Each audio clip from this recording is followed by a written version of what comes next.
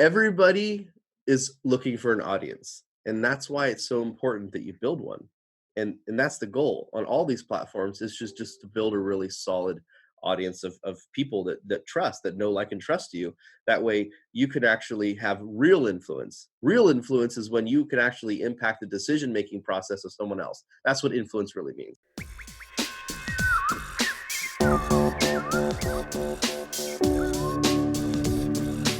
My name is Peter Sumpton, and you're listening to the Marketing Study Lab podcast, the podcast that gives you actionable marketing knowledge, getting you and your marketing in the best possible shape to be the driving force of your business for long-term success. From strategy and tactics to practical application, we've got it all covered. If you'd like to support the show, it'd be fantastic if you could leave a 5-star Apple Podcast review or get in touch. Especially if you have a burning marketing question, I'd love to chat it through with you.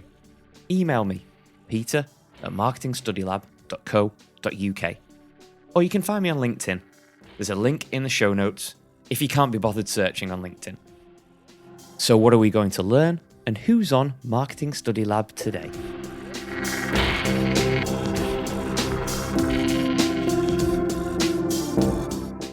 If you've never heard of Jeff J. Hunter before, you're clearly not doing social media correctly.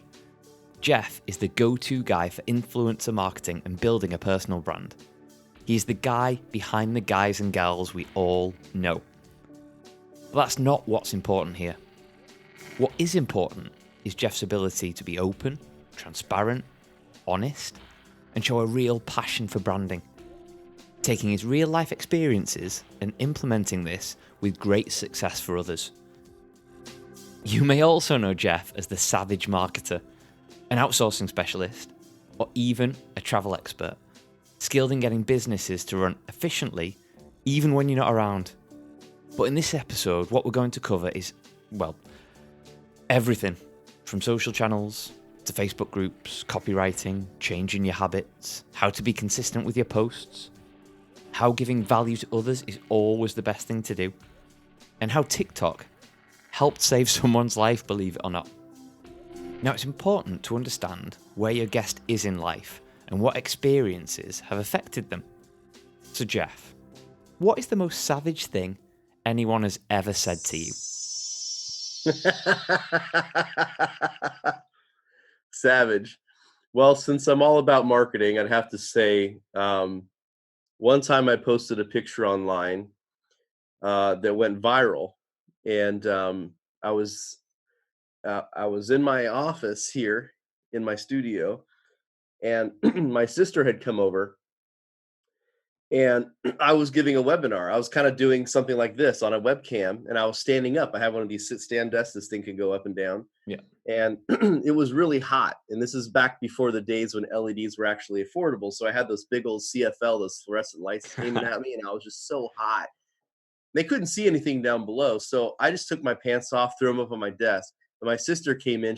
I have a glass door. She looked at me. She's laughing her butt off. I'm in a sport coat and a button-up shirt, giving a lesson people paid thousands of dollars for me to do. And I'm in my underwear.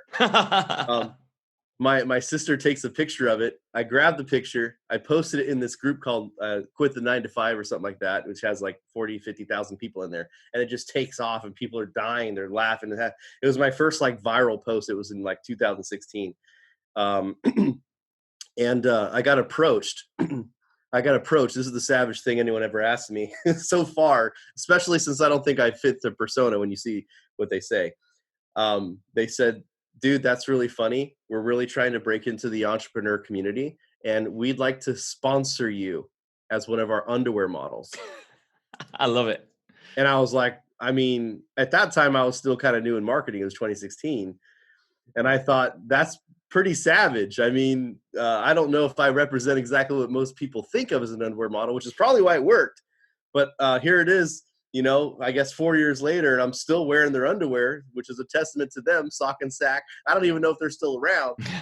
But that was probably the most savage thing anyone ever asked me was, would I wear their underwear?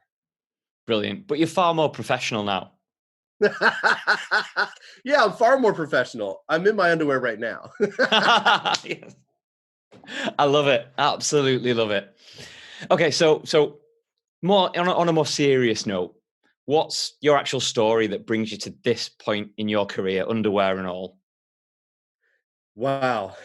I had a background in project management. I've been in IT all my life. I've always loved working on web and graphics and things like that. Now, mind you, I'm a horrible graphic designer. My team did all this. My team does all the things that I make, my team makes. Brilliant. I won't take credit, but uh one of the skills that I've developed in IT and project management doing projects was I was always able to kind of find the right people to do the job. And I kind of garnered the nickname the king of outsourcing back in 2017. I made some incredible connections working with some really top companies to help them build their own virtual teams.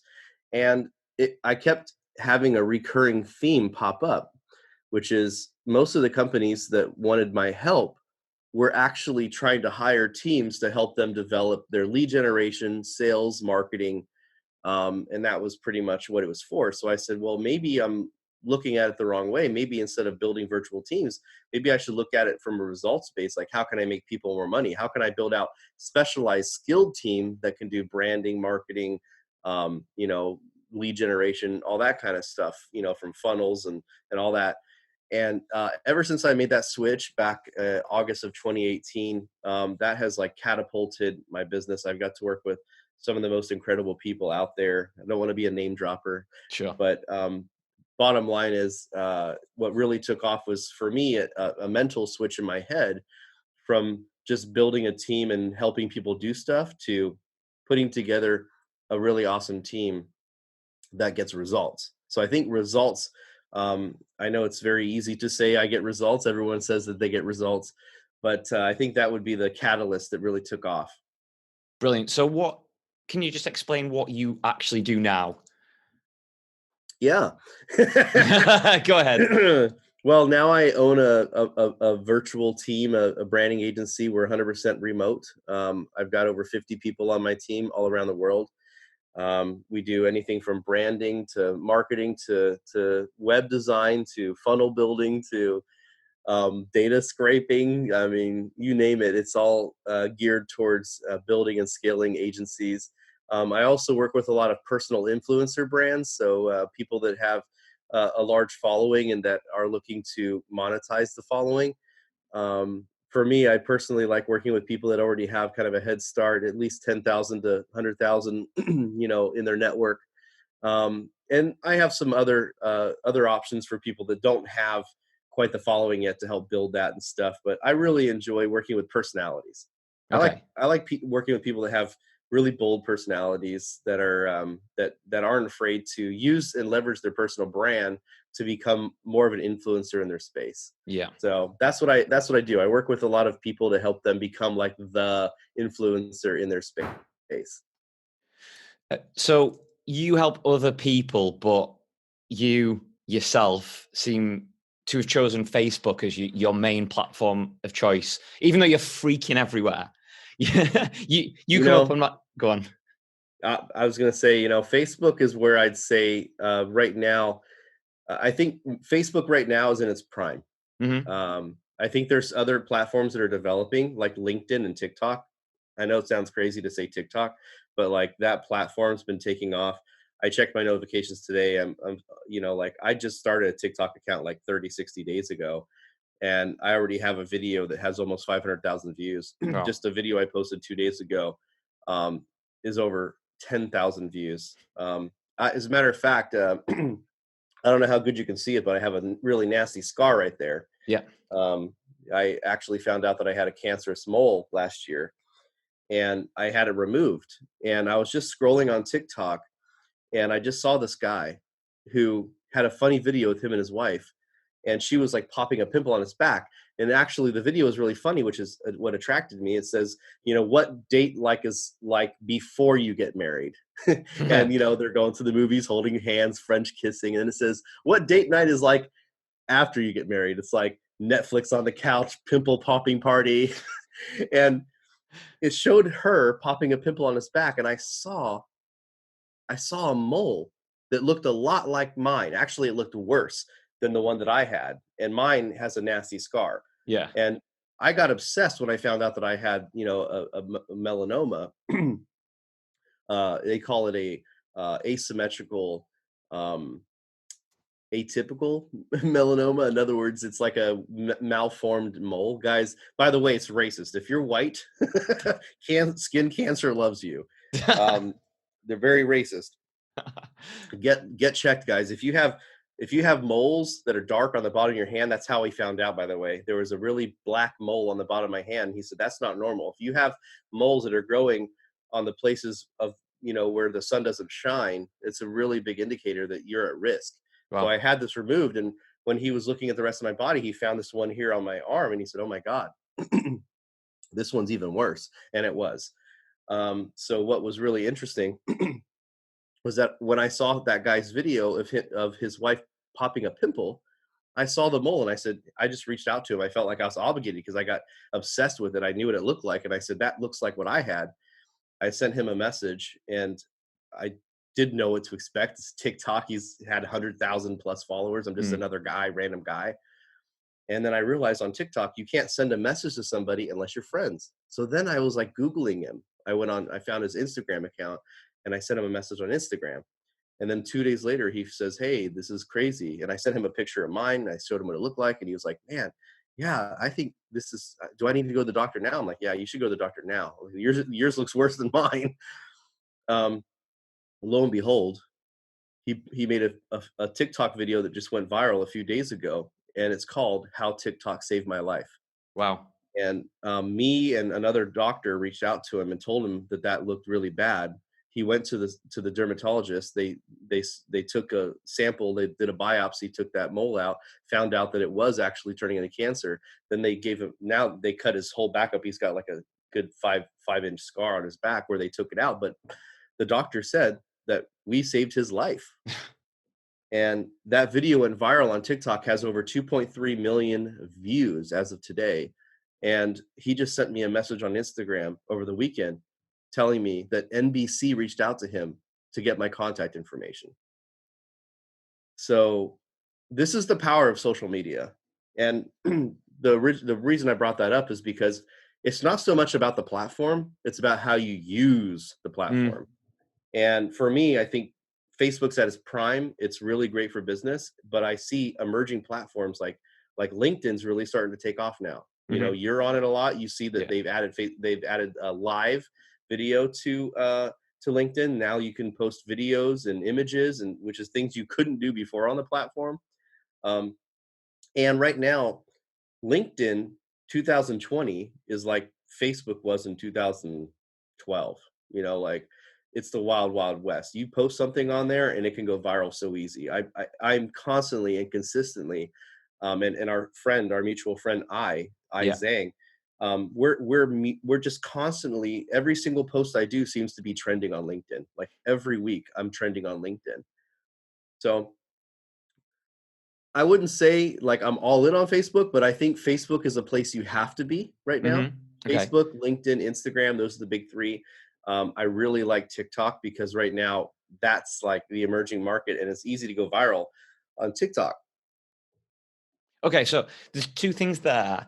One, before we go on to a little bit deeper into Facebook, what is, if any, have you got a strategy on TikTok? Sorry, bear in mind it's new. What are you doing there? So it's very interesting because it's a short form platform. Videos that are 10, 15, 20 seconds long, 30, it can go up to 1 minute, Right. but it really rewards short form content. In other words, stuff that's really short. Um, the age demographic is very interesting too.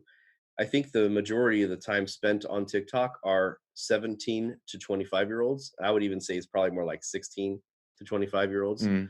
Um, but what I really like about that is I'm actually trying to bridge into a younger generation and show them how to build their brands online. I'm putting together a bunch of low end offers, some really good courses and things like this one here that's free called Social Profile Secrets, which is just how to optimize your Facebook profile so that you can, instead of just going on there to watch cat videos, you can actually use your Facebook profile to generate leads and sales and establish yourself as a expert in your industry online.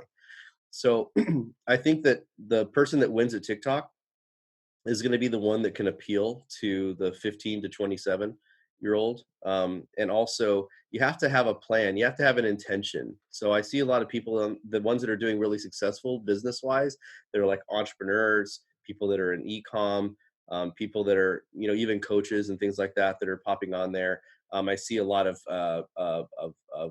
therapists that are going on there talking about, how to be happy, things like that. So it's, people always say, well, how are you monetizing TikTok? Well, it's an audience. Mm-hmm. People say that about Ty Lopez all the time. People say that about Jay Shetty all the time. Jay Shetty, another great guy, and I had the pleasure of interviewing his business partner, Alex Kushner, on my podcast. It's about the audience. And here's a sound clip for everybody. Everybody is looking for an audience, and that's why it's so important that you build one. And that's the goal on all these platforms, is just to build a really solid audience of people that trust, that know, like, and trust you. That way you can actually have real influence. Real influence is when you can actually impact the decision-making process of someone else. That's what influence really means. Mm-hmm. Just moving back to Facebook then, because I find TikTok like really interesting, particularly with what's going on at the moment. And like you say, getting that attention and the organic reach of TikTok is undeniable at the moment, if that's your right audience. Facebook's moved away from that organic reach, or from what I can see, it's moved away. If you were looking to build, so has Instagram. Yeah, absolutely. Yeah. So if you were looking to build an audience on one of those two platforms, how would you suggest we go about that? So right now, I'm actually using TikTok to grow my Instagram. Okay. Right, there you go. That's the best use I've seen of TikTok so far, because now it's very hard to get traction on Instagram, and Instagram ads, just like Facebook ads, are getting more expensive. Mm-hmm. And there's just more saturation in the ad market as well. So what I'm seeing is, how am I leveraging LinkedIn? How am I leveraging TikTok and these other platforms to build your own ecosystem? And here's what's really cool. And this is the best way to use Facebook, by the way. Facebook groups. Okay. So I've been a power admin working with Facebook's development team, working with their Facebook groups people. Shout out to Amanda and the rest of those guys at Facebook. I was actually featured in the official end of year wrap up in 2017 for Facebook's video. But Facebook groups is an incredible platform. And right now, if you open up your cell phone and you look at your notifications on Facebook, if you're in Facebook groups, half of your notifications are going to be from your groups. Mm-hmm. I dare you. You have your phone on you? You have your phone on you right now? Yeah, I Open do. it up. You know what? I bet you I will. Hold on. I'm going to get this. First, I'm going to show everybody my underwear. Yeah, I know. Marvelous. Yeah. Boom. Do I get some kind of commission Hey-o. for? Hey. Look at that butt, yo. You thought I was kidding. But if I go on Facebook right now and I look at my notifications, I can see right now that 3 of my notifications are from a Facebook group. And I'm not even kidding. Oh, hold on. So I have 1, 2, 3. So out of my 1, 2, 3, 4, 5, 6, 7, 8 messages, I have 1, 2, 3, 4. Oh, there's 4. I didn't notice that. So you guys, I don't know if you guys are going to be able to see this because it's kind of like fuzzy. Yeah. Sure. There we go. But see those little ones with the blues? Those are actually Facebook group notifications. So basically, half of my notifications on Facebook, on my Facebook phone, and it's the same on the browser, are group updates. So I'm just going to throw another one out there. I got another bomb for everybody. Everyone always talks about these, red ocean, blue ocean. They talk about big fish, little pond. But let me tell you something. What's cool about building a group, a community, is that stuff's a joke. why wouldn't you just cultivate your own pond? Just when you build a Facebook group and you invite people to join the group, you're building your own pond. The fish are flowing in from wherever. And by the way, like this guide right here that I give away for free for anyone who subscribes to my podcast, the very first thing it does after it tells them to after they download is to join the Facebook group. To join the Facebook group. So when people come into the Facebook group, guess what happens? Now you are in a pond. Well, no, even better. All your fish are in the pond. They're coming from wherever your different sources are: TikTok, Facebook, Instagram, LinkedIn, wherever. You're inviting them, your podcast, your email list, whatever. You're inviting them into your Facebook group. And then all of them are in that pond. All you have to do is be the fisherman outside of a tiny pond with the only person holding the stick. That's it. Right? Like, Yeah, there you go. why would you even want to be a fish and have to fight with other fish? Like, bring the fish in, whip out your pole, reel them in. They're yours. And I know a lot of, sometimes I get a lot of flack from people. They're like, well, I don't like to treat my community like that. I don't like to. Hey, look, this is a business. Social media is a business, guys. And it's a big money business. Everyone's on social media. All these platforms are just amazing. And if you have a great audience, you can leverage it to sell your products, to get people to sign up for your services, to get people to subscribe to your podcast, your email list, join your Facebook group. The goal is to become a trusted authority and source that people can actually rely on. Mm-hmm. Now, I can't help you with that rely on piece. That's got to be your own. You actually have to be able to be helpful and valuable to people. But if you're leveraging social media the right way, you're cultivating and you're building basically a raving fan culture, and that's what's really important. But the thing that frustrates me with those people that might give you flack is the fact that you're providing a service, a valuable service. Like even this this conversation we're having right now, the amount of content and valuable content you're just providing, it's almost like if you don't do that, you're doing us a disservice. The people in your group, you're doing a disservice for not offering these things, even if it's paid or given away for free. It doesn't matter. You need to do this for the world. When I first started doing this, I came from a very place of I came from the corporate world, Peter. Like Don't we all? In the corporate world, by training and by experience, it's a very scarcity driven mindset. In other words, you're always afraid of someone else getting the next promotion, not you. You're always worried about making other people look too good. You have to stay good. So and also you're afraid of giving your time away for free. Like even saying that giving your time away for free is a scarcity mindset. What I've learned as being an entrepreneur, I'm actually a very new entrepreneur. I left my corporate job. Matter of fact, this will be officially my first anniversary because I left my job. I put in my resignation letter on Leap Day, February 29th of 2016. So this is yes, the first I love year, it. 2020. So even though I've been gone, this will be my fourth year. Brilliant. This is actually my first year technically on the 29th. But when I first started becoming an entrepreneur, I was always worried about giving away for free, things like that. And what I found is that the more that I give, like this took me a week to make. Social Profile Secrets. It's simple too. It's a 5-step guide how to optimize your Facebook profile to become a recognized industry expert in your field. It just goes through like, how to tell people who you are and the right profile picture and how to just present yourself online right. It's not hard. It's very simple. The training's 18 minutes long. I recorded it in one go. I didn't have to do any edits or anything. But when I do things like this, it's like giving people that, oh, Jeff has given me something really valuable.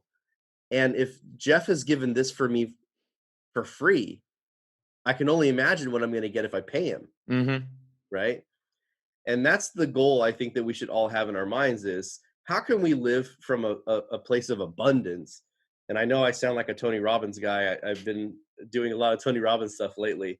but it has really helped my own mindset. And I've learned that if I live from a place more of contribution, where I'm able to contribute more to society, more has been coming back. The more that I give, the more that I get back. And it's funny because in the beginning, I used to think, well, the more that I give and expect it back. But I found that the most I ever get back is when I give without the expectation of getting back. That was a huge moment of realization for me just in the past like 16 months. Is That's just so realizing valuable, that. just how important it is to give with no expectation. Because I've learned, and you've probably been burned by people in the past, where I've loaned money to people that I expect to get it back, and what I felt was crushed when they were avoiding me. And then it took me a minute to realize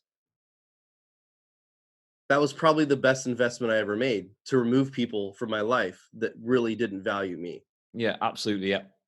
I know that's a really hard truth, but there are people in my life that I've loaned money to over the past 15 years that I've never seen again, and it was probably the best investment that I've ever made. Hmm. But it's strange the way that, and I don't really want to go down that rabbit hole of corporate world and freelancers and working for yourself and everything. But it's strange that we do live in that world of it's almost negativity and trying to, like you said, hide away so no one else is better than you, that you get that promotion and things like that. So much so, Especially, and you know what? Especially in the coaching space. Oh man, in wow, the coaching space, it's like piranhas. yeah. And I'm so glad I'm not in the coaching space.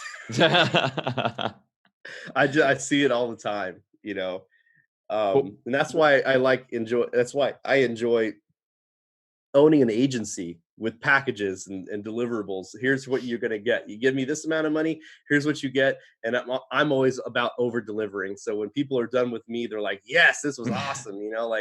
Like all of our, and Ryan Dice, the founder of Digital Marketer, Mhm. he's an incredible guy, a huge mentor to me. Man, he's just been so monumentous to me just over the past few years. But I had an interview with him um, not too long ago. Wow, it's over a year ago now. Where I just asked him about how he's been so successful and what the biggest tip is for entrepreneurs, and he told me that when we start working with somebody in our personal life, professional life, whatever, our relationships always start out transactionally. Mhm. We expect something, we give something, whether it's money, time, whatever it is, and we expect someone else to do that back, whatever we agreed on. And then depending on what you expect and what you actually get out of it, that kind of sets the stage for the relationship of it its entirety. If you pay someone $1,000 and you feel like you only got $100 worth of time, of value, then from now on, you're always going to think that that person's less valuable than they think they are. And by the way, it goes the other way around. If you only pay someone $100 and they give you $1,000 worth of value, then every time you think about your engagement with this person, they're going to say, "Man, whatever I pay, I'm just going to get so much more value out of." Mm. So back to that contribution, right? Like, how Yeah. can you position yourself to be that person who's always giving more than what even your value, what you own, what you think your value is? Yeah, absolutely. And I think one thing that I want to move on to is the fact that if anyone is connected with you in any way, shape, or form, and that's pretty much the whole world, but if anyone is connected to you, they'll see We you. we we are. It used to be what, the 6 degrees of separation. Now it's like 1 degree with Yeah, yeah. Instagram, Facebook, LinkedIn. Like somebody or somebody else, somebody that knows somebody that can change your life. Wow, that's a powerful statement. But if they are connected to you, they'll notice you appear in their feed like all the time. Like I was saying before, you're every freaking where. Uh, how do you do this? Because a lot of your content, a hell of a lot of it, is yourself. So how do you position yourself so you are over these platforms? I get that question a lot, and the number one thing people tell me is, Jeff, I don't have time.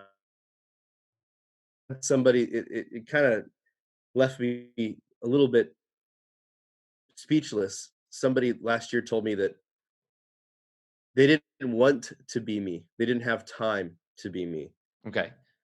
And I was like, that's weird.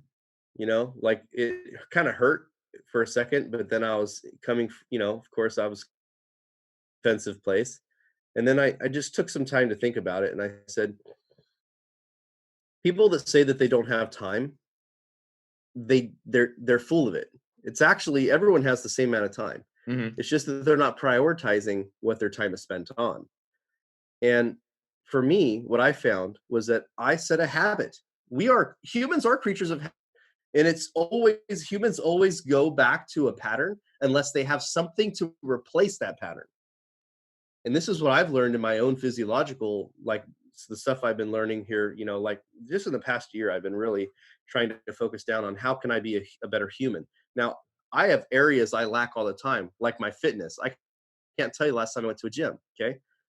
I haven't created that habit. I did in the past. I lost 70 pounds in 2014, 2015. And then I went back to my old habits. I went Hmm. back to Carl's Jr. Okay.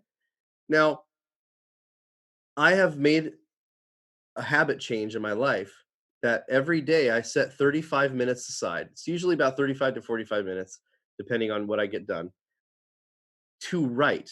That's it, to write. And that's how I've become known as an expert copywriter worldwide. I can't believe ever would ever even say that. Um, it's still weird because I just really got obsessed over it just a couple of years ago, and here I am, being asked to teach it on stage at some of the biggest of America and internationally. I just went to Singapore with I Hmm. and Todd, and it was just mind blowing. I got to teach copywriting at a top university, as a guest speaker. Like it's still setting into me. But I set aside a habit of about 30 to 45 minutes a day of just writing something. And usually in that 35 minutes, I can put together 2 to 3 different posts. And I'll tell you, in the beginning, it was not it was not easy. It was like one post. I'd be like, ah, dying, right? And that's why I came up with this cool little hack. It's called the clear copywriting method. So everything that I post now that I write is actually using the same formula. And Okay. what's cool is the formula works for everything. It's all about piquing people's curiosity. It's called clear curiosity, leading them in with value, drawing them in with emotions, making them feel emotionally invested in your story, analyzing something that helps you build your authority and expertise, and then reaction. How are you working to call? A lot of people call in marketing, they say a call to action. On Yep. social media, what's more important is the call to reaction. How can we get people to engage and continue the conversation in your comment section? That's why I show up in your feed, by the way, Peter. It's not because like I'm, some amazing guru who has 100,000, million followers, because I don't. I show up in the Facebook feed and the Instagram, the LinkedIn feed, and whatever else more than these people. Why? Because I have truly engaging content that isn't the age of social media anymore. It's the age of conversation. I'm setting up the post to continue the conversation in the comment box. See, the content doesn't stop at your post. The content stops when people are done commenting on your post. That's all Okay. adding to your post. People don't think about that. That's interesting. I've never heard the whole social platform be put like that rather than a call to action, so to speak. What I'd like That's to that's the key. The key to being dominant on social media and showing up in the news feed every day, which is probably what I do for you, probably on multiple platforms, um, is because I create really vivid conversations. And a lot of times my content might be polarizing, where I'm asking for opinions on both sides. Sometimes I'm making a statement, and people are either saying, "Hey, that's really great, thank you so much," or people have things to add to it. But what's interesting, people don't cultivate. We talked about building the pond earlier, mm, right? You have to build a pond, but if people are in the pond thinking that you're about to fish them every day, they're out. They're skimping away, right? yeah. But if you have your pond built and you're going in there and you're just throwing food pieces, bread pieces inside the water all day, well, they can't wait to get more bread pieces. When they see you, they're going to be so excited, right? And when that bread piece is dangling on a hook at the end of the day, they can't wait to jump on that hook because they trust you and believe you. So that's the analogy that I try to use, because Facebook is such a great platform. All of them are great platforms. It's just about how you use them. Except for Google Plus, which died. It's not a good platform. Yeah, yeah. I wouldn't advise anyone to I start still doing haven't that. been able to figure out Snapchat either. it's dead to me. I deleted it from my phone. Um, but the truth is if you can cultivate and make people feel safe and comfortable and make them feel rewarded when people come to me all the time. Oh, Peter, I'm going to drop a huge bomb for everybody. I hope that everybody, because they're maybe at this point you're like, well, Jeff, I'm really discouraged because I don't have 10,000 followers on Facebook like you do. I don't have 12,000 or whatever followers on Instagram like you do. I don't have you know uh, uh, 500,000 video views like you do on TikTok. You don't have to have a community. You don't have to have a huge following. What you need to do is have a targeted following. Okay. So here's how. You can actually do the work, okay? You can go out. In the beginning, this is what you do. Who are the people that you know that you want to work with? Let's say just 10 people. 10 people that you know that would be an ideal client or customer or whoever for you, right? Somebody that you'd love to work with. Add them in your network, right? First, do something like this. Go through and optimize your profile so people can actually know what you're about. Because a lot of people, they just try to connect to people and they look at your profile and you have like a picture of your dog as your Facebook profile, and they're like, I'm not going to add this guy, right? So get your profile hooked up. I'll give everyone the link if you want for this. Yeah, absolutely. I'll put it in the notes as well. Yeah, it's just savagemarketer.com, just my podcast. You go there, you subscribe, you get it for free. But what's really interesting is you can go out and read what they're posting. Read what they're posting. And instead of saying, thanks, good job, love it, putting a like, engage with them. Put some time into a comment that actually stimulates their mind and says, wow, this person's actually cool and intelligent and read my stuff and values the things that I put out. It's amazing how much you get back from people when you put out something amazing. Start building relationships with people. And the way to do that on social media is to go out there and engage with their content and start that conversation. It always comes back to what I said earlier, starting the conversation. Social media is about starting conversations. I always link it to networking when I'm trying to explain that. And I say that if you go to, I don't really like calling them networking events, but if you go to an event where there's loads of people, you're not going to walk up to somebody and say, hi, buy my stuff. It's not going to happen. You're going to talk to them. What are they interested in? What do they like to do weekends? What do they do for business? All those types of things before you even talking about what you can provide, the problems you can solve for them is crucial. But you need to know them first. Can I give you some credit really quick? Yeah. The reason why we're on this podcast right now, why I'm on your show, and you know how crazy my schedule is the next couple of days. Yeah. This is for those of you that are listening right now. I know that this is going to post on some random day, but this is a Sunday at noon in America. Okay. And you're all the way on the other side of the world. Just got back from a soccer game, Manchester versus Liverpool, the big one. And your team won, right? Liverpool. Oh, yes. And we both had a crazy schedule. We were both super late to the call because we both have things going on in our lives. But the reason why I made this happen was because you gave a lot of value to me and one of my good friends, who I support her Classroom Without Walls program. And you were sharing all her LinkedIn lives. You were commenting to people live. You were helping her stage questions that people were mentioning in LinkedIn. You asked for nothing back. And for me, when I look at the people that I want to associate with and who I want to help promote things and I want to do business with, or even just spend time with, because as our lives grow, more and more people want our time, and we have to be very careful with that time. It's valuable.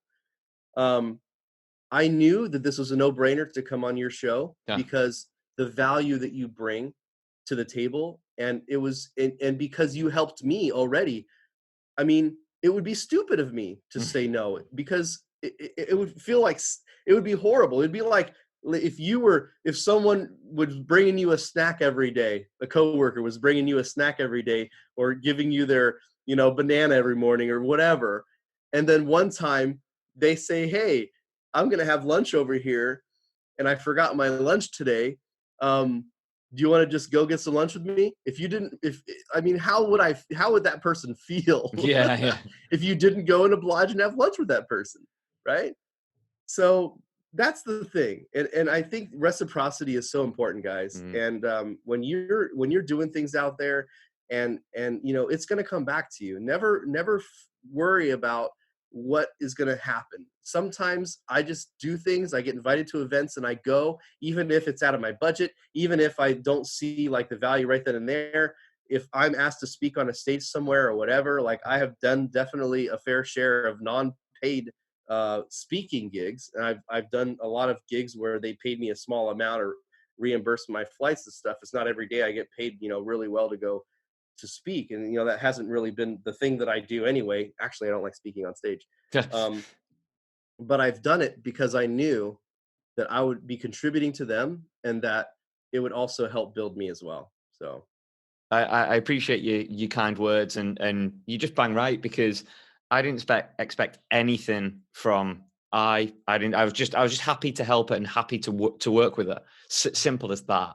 And me reaching out to you and like you just saying yes absolutely straight away, it kind of blew my mind a bit, because and I know then how book the busy you time are. on your calendar the next day. Yeah, I know. Yeah, exactly. It was last night, and I was sat there, and this morning I played soccer, and then I went to a soccer game, 2-0 Manchester United getting, and then I had to explain to my wife that, yeah, I'm going to be on a call at 8:00 tonight as well. So sorry about that. But, because your time's precious, my time's precious. And I appreciate you so, so much for coming on today. Absolutely. So I know I'm conscious, very well, I am conscious of the time and your time, massively busy person. And like you said, it's a Sunday. So I want to wrap this up with some quick fire questions, if that's okay with you.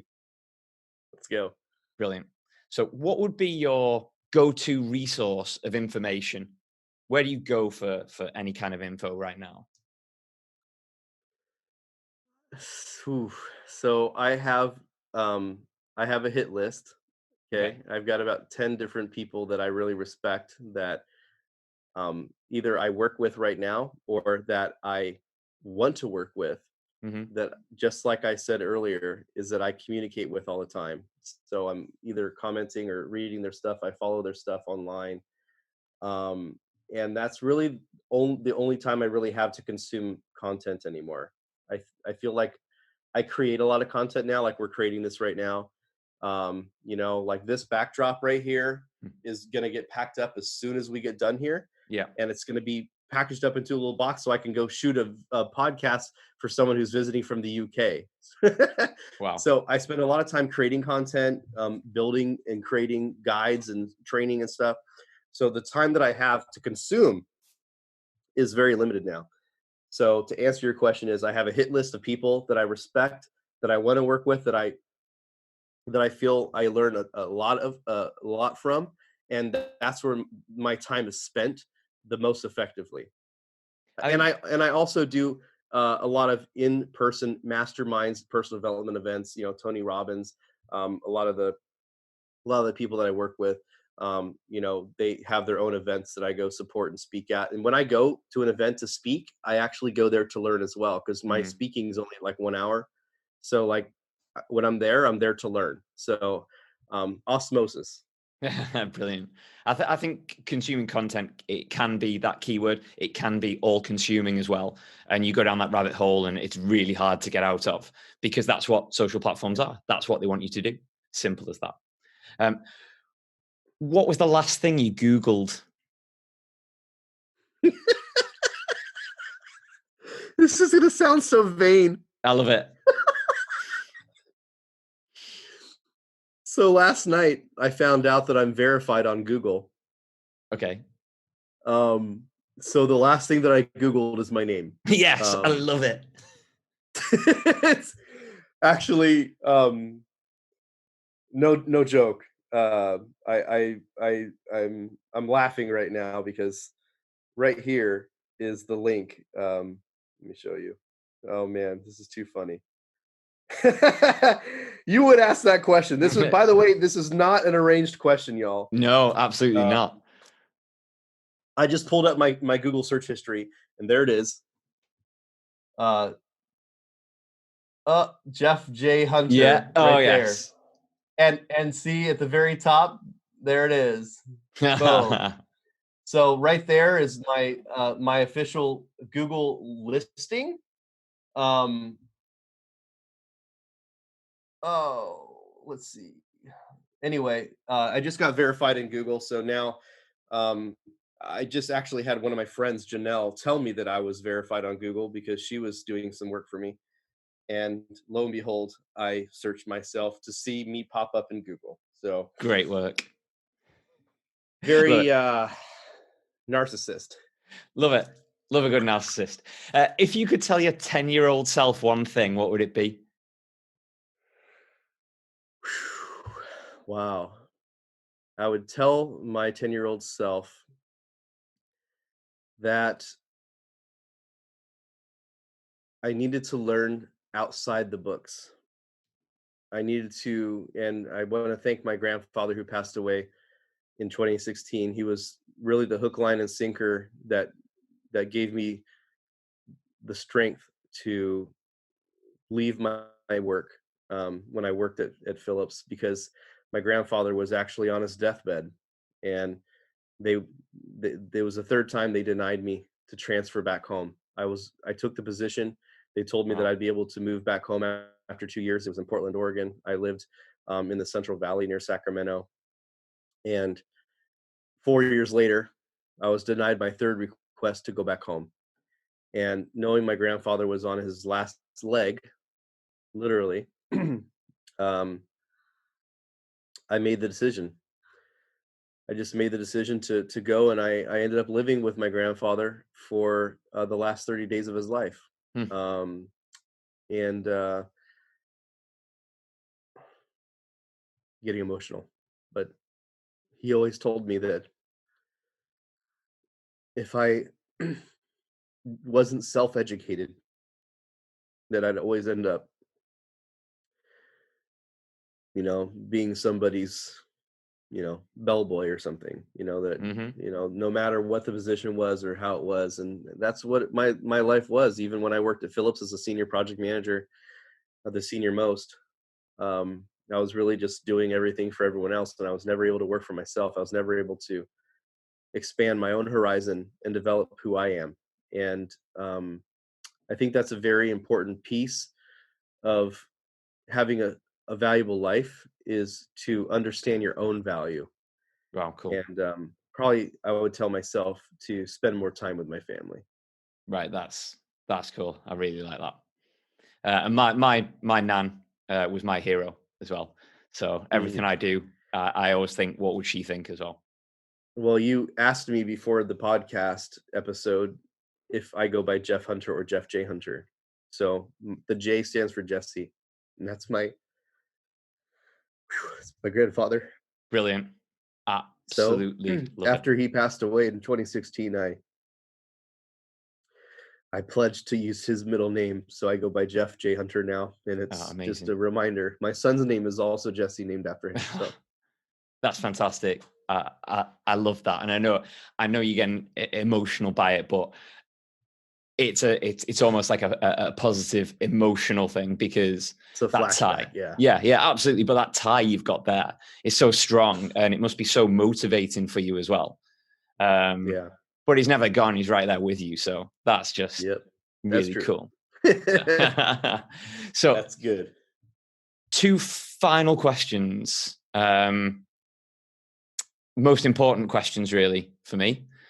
First one is, what is your, and this sounds a bit weird after that great conversation we've just had. So I'm glad you're laughing because it's kind of cutting through the tension there. All right, I like it. I like quirky. Let's go.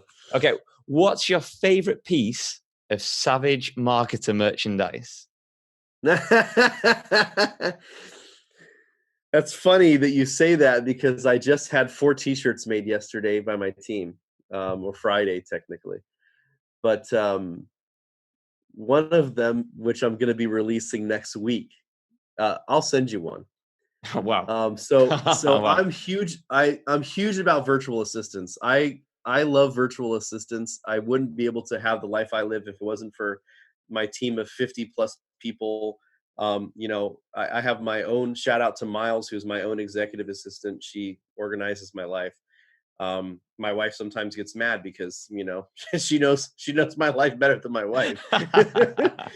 um, but I have a shirt and it has a lemon on top, and it says, "When life hands me lemons," and underneath it says, "My virtual assistant deals with that," and then it has a poop emoji. I like it. So when life hands me lemons, my virtual assistant deals with that shit. Excuse my French. Brilliant. Fantastic. I love it. Great way to end. Final question, though, and this is the crucial one. If people want to find out about you, everything you do, the free content that you provide, or the courses that you provide for free, or even the paid ones, which you've admitted yourself will be, for what they're getting, will be massively worth it. Where should they go? You guys can check me out at savagemarketer.com. That's the podcast. And also my own personal website, Jeff J. Hunter. And now that I'm verified on Google, I guess I can finally say Google me. Google it. Love it. Yeah, just jeffjhunter.com. It's just such an honor, Peter. I like I said, I'm just so happy that you were able to take the time out for me.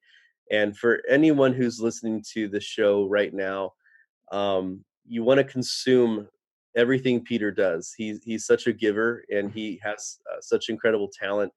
Not only for you, but you also have amazing talent on your show.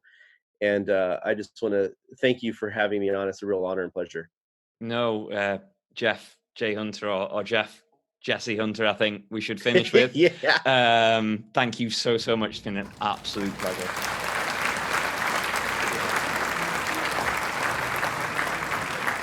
Here are those takeaways from that amazing chat with Jeff J. Hunter. I hope you all really enjoyed it and got some value out of it. But these are the key points I want you to really, really remember. And the first one is the platforms that we should all be taking a little peek at. So at the moment, they're Facebook, LinkedIn, Instagram, and TikTok. Now, it's important that your target audience are on whatever platform you invest your time in, unless you'll be shouting in a very big, dark, empty social room.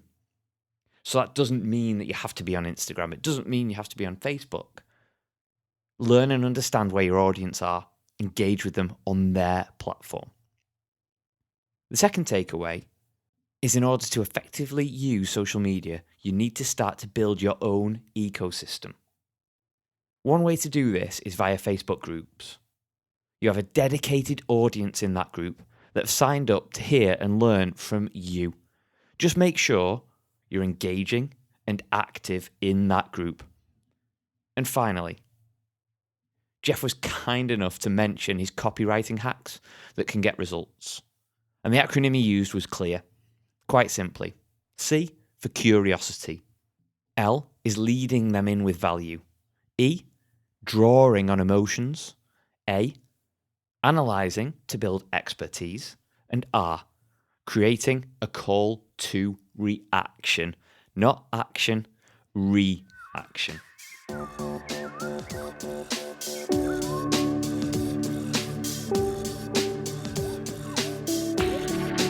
Thank you so much for joining us today on Marketing Study Lab. It really means the world that you're listening to this out there. And hopefully I've provided you some value. If you're looking to know more about what Marketing Study Lab does and is about, go to marketingstudylab.co.uk or get in touch with me personally, LinkedIn, Facebook, Twitter, or feel free to email me at peter@marketingstudylab.co.uk. Happy marketing.